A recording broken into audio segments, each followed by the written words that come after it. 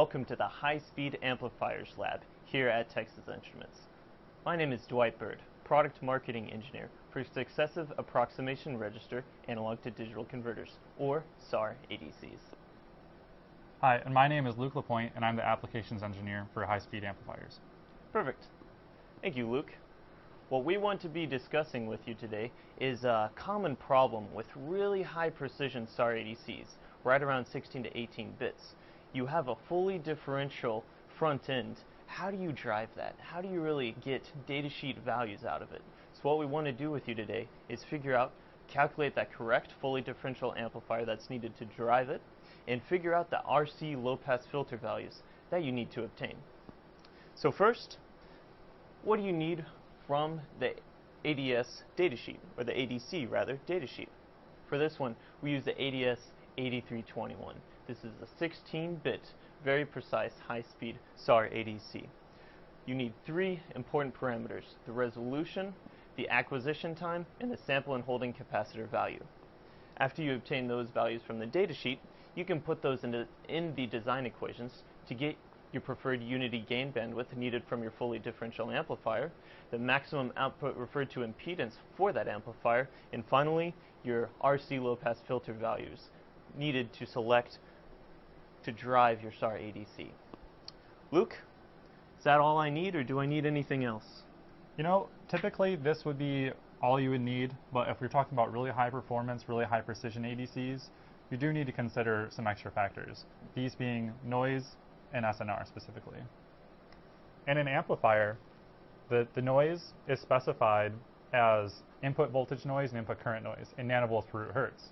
We have to do some work to convert this to dB so we can add it to the SNR of the ADC. The SFDR, however, is a little easier. It's given in the datasheet as harmonic distortion.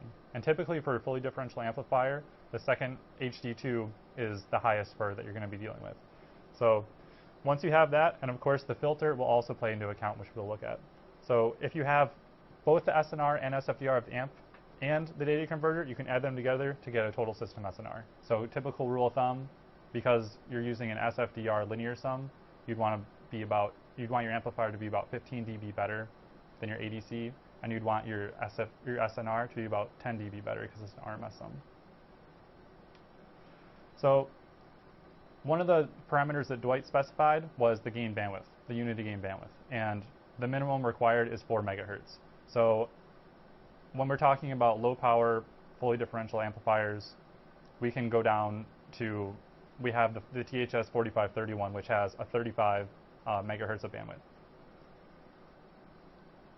When you are looking for the performance metrics in the datasheet, the SNR and SFDR, like I said, they're listed as nanovolts per root hertz and picoamps per root hertz, whereas the SFDR, or harmonic distortion, is listed as HD2 and HD3. So those are important metrics that you need. Once you have those are input referred voltage noise and input referred current noise. You'd want to refer those to the output. And you can do that through this design equation here. You can see that I've modeled a fully differential amplifier and its noise sources, and you can run through the equations and add in your filter, which for a single RC pole is pi over 2 times your cutoff frequency, which gives you 100.04. Once you have this, which 100.04 is about 10 dB better than the SNR of the datasheet. So when you have these, because they're an RMS sum, you add them to get a total system SNR of 86.7, whereas the datasheet for the ADC listed as 87 dB, and the SFDR adds as a linear sum, which is 85.9, and the datasheet is listed as 86. So now that we know all this, we said that, hey, we got our amplifier to be 10 dB better SNR and 15 dB better SFDR. How do we go about and actually simulate this? What can we do to really show that we're getting the performance that we're looking for? Perfect. Thank you, Luke. We found the perfect fully differential amplifier to drive our circuits, the THS 4531. Here we show the two EVMs. First off, the THS 4531 EVM is a fully differential amplifier running to the ADS 8321 EVM. Now, there are some onboard op amps which we bypass through this circuitry, so that's why you see two EVMs here. If we go up to the input frequency, we have a function generator generating right around 10 kilohertz, and we have these extra numbers which Luke will show you why this is later on. This is going through a bandpass filter that has a really narrow band lap, which we actually have to correctly compensate for the transmission loss there. Then we take this and we capture it through the computer. Well, Luke, now that we know that and we have the two EVMs with the function generator, is there anything else important needed to capture? Yeah. Well, now that we have all the equipment set up, everything's ready to go, we have a tool called ADC Pro. And that is actually a free simulation tool, and it allows us to use our data converters and the EVMs to simulate oscilloscopes, get FFT plots, and really evaluate the kind of performance that we're looking for. So why don't I go ahead and launch ADC Pro for you right here.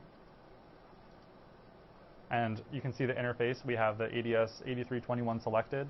And as Dwight mentioned earlier, the frequency is not exactly 10 kilohertz. It is actually 10.02 kilohertz, and that comes about because of the coherent frequency.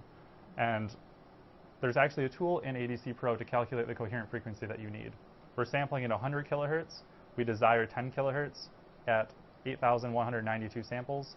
And so the coherent frequency actually gives you a list of frequencies, and we chose 10.02 kilohertz.